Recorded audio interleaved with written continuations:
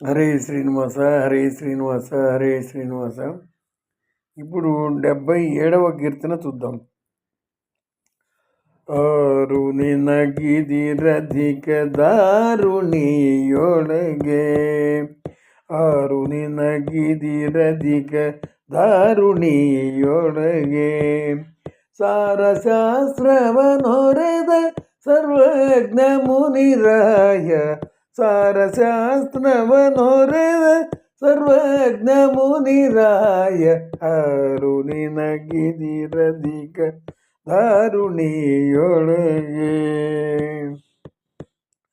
ಆರೊಂದು ವೈರಿಗಳ ತರಿದು ವೈಷ್ಣವರಿಗೆ, ಆರೊಂದು ವೈರಿಗಳ ತರಿದು ವೈಷ್ಣವರಿಗೆ, ಆರೆರಡು ಊರ್ಧ್ವ ಪುಂಡ್ರಗಳ ಇಡಿಸಿ, ಆರೆರಡು ಊರ್ಧ್ವ ಪುಂಡ್ರಗಳ ಇಡಿಸಿ, ಆರು ಮೂರರ ಮೇಲೆ ಮೂರಧಿಕ ಕುಮತಗಳ, ಆರು ಮೂರರ ಮೇಲೆ ಮೂರಧಿಕ ಕುಮತಗಳ, ಬೇರೊರಸಿ ಕೀತೊಮ್ಮೆ ಬಿಸುಟಂದ ಧೀರ, ಬೇರೊರಸಿ ಕೀತೊಮ್ಮೆ ಬಿಸುಟಂದ ಧೀರ, ಆರು ನಿನಗಿದಿರಧಿಕ ದಾರುಣಿಯೊಳಗೆ. ಸಾರಶಾಸ್ತ್ರವನೊರೆದ ಸರ್ವಜ್ಞ ಮುನಿರಾಯರು, ನಿನಗಿದಿರಧಿಕ ದಾರುಣಿಯೊಳಗೆ. ಆರು ನಾಲ್ಕು ತತ್ವದಭಿಮಾನಿಗಳಿಗೊಡೆಯ, ಆರು ನಾಲ್ಕು ತತ್ವದಭಿಮಾನಿಗಳಿಗೊಡೆಯ, ಮಾರುತನ ಮೂರನೆಯ ಅವತಾರನೇ, ಮಾರುತನ ಮೂರನೆಯ ಅವತಾರನೇ, ಆರೈದು ಮೇಲೆರಡು ಅಧಿಕ ಲಕ್ಷಣವುಳ್ಳ, ಆರೈದು ಮೇಲೆರಡು ಅಧಿಕ ಲಕ್ಷಣವುಳ್ಳ, ಮೂರುತಿಯೊಳು ಪುತಿಗ ಮುನಿವರೆಣ್ಯ, ಮೂರುತಿಯೊಳು ಪುತಿಗ ಮುನಿವರೆಣ್ಯ, ಆರು ನಿನಗಿದಿರಧಿಕ ದಾರುಣಿಯೊಳಗೆ. ಸಾರಶಾಸ್ತ್ರವನೊರೆದ ಸರ್ವಜ್ಞ ಮುನಿರಾಯರು, ನಿನಗಿದಿರಧಿಕ ದಾರುಣಿಯೊಳಗೆ. ಆರಾರು ಮೇಲೊಂದು ಅಧಿಕ ಲೆಕ್ಕದ ಗ್ರಂಥ, ಆರಾರು ಮೇಲೊಂದು ಅಧಿಕ ಲೆಕ್ಕದ ಗ್ರಂಥ, ಸಾರವನ್ನು ರಚಿಸಿ ಸಜ್ಜನರಿಗೀತು, ಸಾರವನ್ನು ರಚಿಸಿ ಸಜ್ಜನರಿಗೀತು, ಪಾರಮಾರ್ಥಿಕ ಭೇದ ಪಂಚವಂ ಸ್ಥಾಪಿಸಿದೆ, ಪಾರಮಾರ್ಥಿಕ ಭೇದ ಪಂಚವಂ ಸ್ಥಾಪಿಸಿದೆ, ಉದಾರ ಶ್ರೀಕೃಷ್ಣನ ದಾಸರುಳು ದೊರೆಯೇ, ಉದಾರ ಶ್ರೀಕೃಷ್ಣನ ದಾಸರುಳು ದೊರೆಯೇ, ಆರು ನಿನಗಿದಿರಧಿಕ ದಾರುಣಿಯೊಳಗೆ. ಸಾರಶಾಸ್ತ್ರವನೊರೆದ ಸರ್ವಜ್ಞ ಮುನಿರಾಯರು, ನಿನಗಿದಿರಧಿಕ ದಾರುಣಿಯೊಳಗೆ. హరే శ్రీనివాస. ఈ కీర్తన లెక్కల్లో చెప్తారు. ఈ కీర్తనను 6 అనేటువంటిది ముఖ్యంగా తీసుకుంటారు. ఇక్కడ 6 అంటే యారు అని ఇంకొక అర్థం. యారు అంటే ఎవరు, 6 అంటే 6 అనేది మనకు మామూలుగా అంకెల్లో 6 అనేటువంటిది. అలాగే ఆ 6ని యారు అన్నామంటే ఎవరు అని. 6 నినగి అధిరధిక అంటే ఎవరు నీకు గొప్ప, నీకంటే మించిన వాళ్ళు ఎవరు, నీకంటే అధిగమించిన వారెవరు, అంటే నీకంటే శ్రేష్ఠుడెవరు. 6 అంటే యారు అంటే ఎవరు, ఎవరు నీకంటే అధికులు. 6 నినగే అధిరధిక అధిక నీకంటే మించిన వాళ్ళు, నిన్ను మించిన వాళ్ళు, నీకంటే గొప్పవాళ్ళు సృష్టిలో ఎవరున్నారు అంటే ఆరు నినగద అధిరధిక అంటే అర్థం ఏంటంటే ఎవరు నీకంటే అధికులు. ధారుణియొಳಗೆ ధారుణిలో, లోకంలో, ప్రపంచంలో. సారశాస్త్రవనోరెద అంటే సమస్త శాస్త్రముల యొక్క సారమును, సారశాస్త్రం అంటే శాస్త్రముల యొక్క సారమును నోరెద తెలిసిన, ఎరిగిన, సర్వజ్ఞుడు, అన్ని శాస్త్రములు సమస్తము తెలిసినటువంటి వాడిని సర్వజ్ఞుడు అంటారు. ఆ విధంగా సర్వజ్ఞుడు అనేటువంటి వారు ఒకరే, ఆయనే వాయుదేవుడు. అంటే ఎందుకంటే ప్రతి ఒక్క జీవరాశిలో ఉండి వారి యొక్క మనసులో అనుకున్నవి, బయట అనేటువంటివి సమస్తము తెలిసినటువంటి, ఎరుక కలిగినటువంటి ఏకైక దేవత వాయుదేవుడు.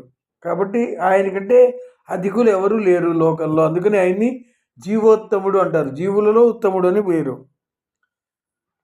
సారశాస్త్రవ నోరెద సమస్త శాస్త్రముడు యొక్క సారమును ఎరిగిన, తెలుసుకున్నటువంటి సర్వజ్ఞుడు, మునిరాయ, మునిశ్రేష్ఠ. ఇక్కడ లెక్కలు చూడండి. ఆరొందు ఆరొందు అంటే 6 + 1, 6 అంటే 6, 1 అంటే 1, 6 + 1 7. మనకు 7గురు శత్రువులు ఉన్నారు. సామాన్యంగా మనకు తెలిసింది 6గురు శత్రువులు: కామ, క్రోధ, లోభ, మోహ, మద, మత్సరములు. ఇది కాక ముఖ్యమైనటువంటిది అహంకారం. కాబట్టి ఈ 7 శత్రువులు దాన్ని తరిదు, దాన్ని నాశనం గావించి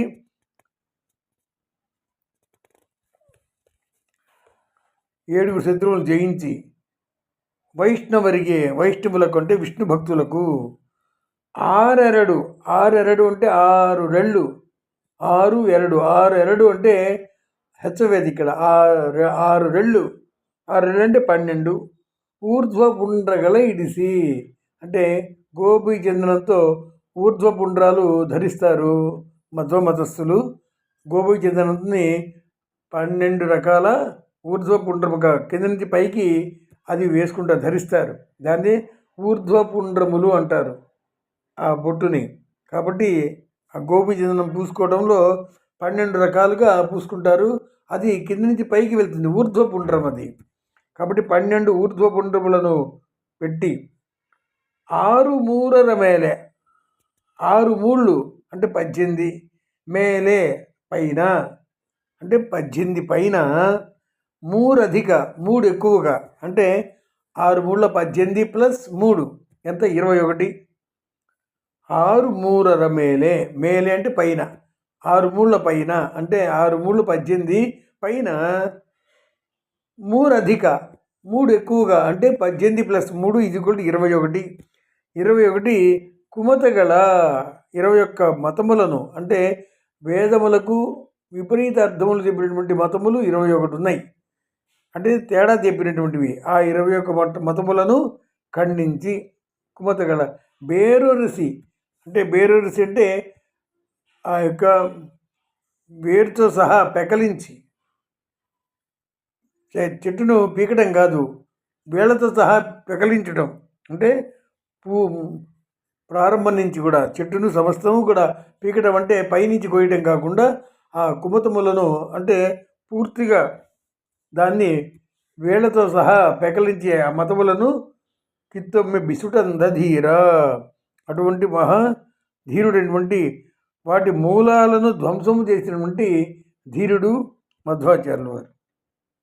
తర్వాత 6 4 తత్వ అంటే తత్వాలు 6 నాలుగులు అంటే 6 నాలుగులు 24.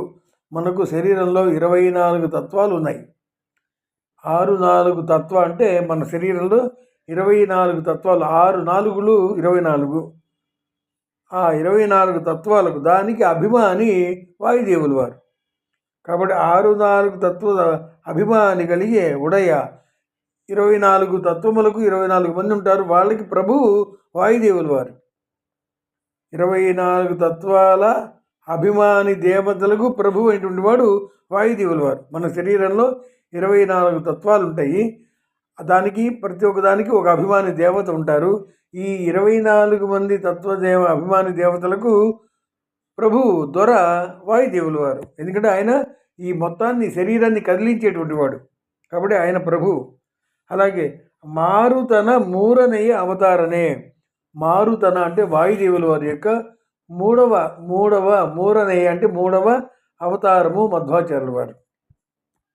మారుతన అంటే వాయుదేవుల వారి, మూరనయ్య అంటే మూడవ అవతారనే. అవతారములో అవతరించినటువంటి వాడు మధ్వాచార్యుల వారు.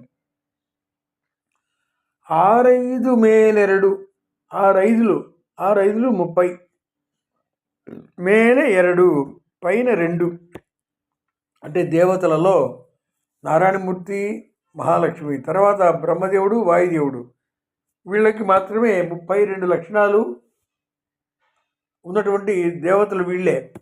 కాబట్టి సంపూర్ణమైనటువంటి 32 లక్షణాలు కలిగినటువంటి దేవత బ్రహ్మదేవుడు, వాయుదేవుడు. అందుకనే ఎక్కువ చోట్ల వాయుదేవుల వారి విగ్రహాలు హైవేలో అంతా ప్రతిష్ఠిస్తుంటారు కదా. ఎక్కువ చోట్ల మనం చూస్తే 32 అడుగులతో నిర్మిస్తూ ఉంటారు. మనకు హరిద్వార్లో కూడా పరిమారు స్వాముల వారు ఆంజనేయ స్వామి వారి విగ్రహ ప్రతిష్ఠ గావించారు. అది కూడా 32 అడుగుల విగ్రహం. ఎందుకు 32 అడుగులతో నిర్మిస్తారంటే వాయుదేవుల వారి యొక్క శరీరంలో అది 32 గుణములు కలిగినటువంటి మూర్తి వాయుదేవుల వారు. అందుకని ఆయన శరీరం 32 గుణములతో ఉంటుందని శాస్త్రం. కాబట్టి 6 మేలెరడు 6 30 మేలే 2 అంటే పైన 2 అంటే 32 అధిక లక్షణముల అద్భుతమైనటువంటి గొప్ప లక్షణాలు. అధిక లక్షణం అంటే ఉత్తమమైనటువంటి లక్షణములు కలిగినటువంటి దేవత. మూరుతియోడు పూతిగా మునివరేణ్య. ఆ రీతిగా వాయుదేవుల వారి మూడవ అవతారం నుండి మధ్వాచార్యుల వారు. ఆయనలో 32 అద్భుతమైనటువంటి సుగుణములు ఉన్నటువంటి మునీశ్వరుడు మధ్వాచార్యుల వారు. తర్వాత 3వ చరణం 6